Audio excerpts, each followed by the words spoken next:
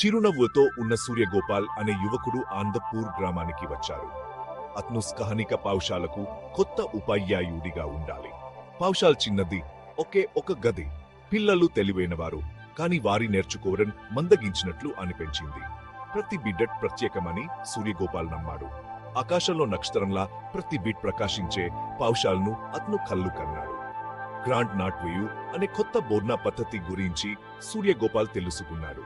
ఈ పద్ధతి వ్యక్తిగత నైపుణ్యాలపై దృష్టి పెడుతుంది.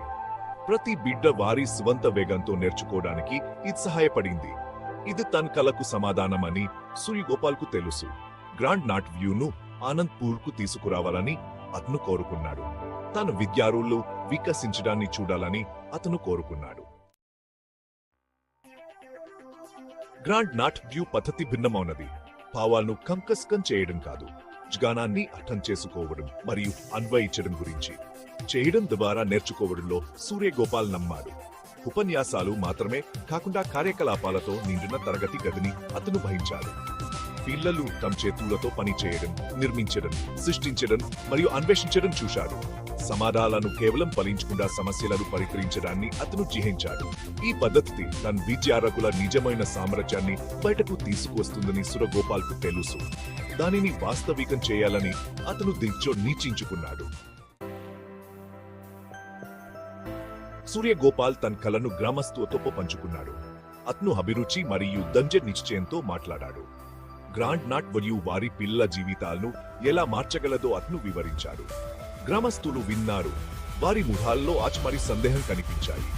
ఉపాధ్యాయులు వచ్చి వెళ్లడం, వారి హామీలు కాలతో మస్పారడం వారు చూశారు. కానీ సూర్యగోపాల్ భిన్నంగా ఉన్నాడు.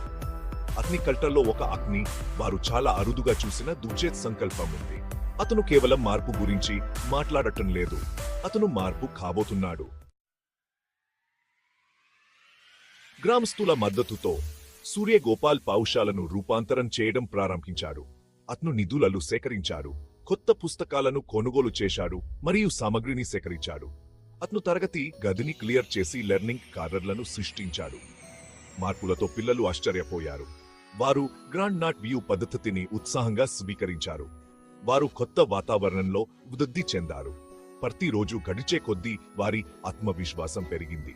కార్యకలాపాలు, నవ్వులు మరియు ఆవిష్కరణ ఆనందంతో తరగతి గది సందడిగా ఉంది. సూర్యగోపాల్ కల రూపుదిద్దు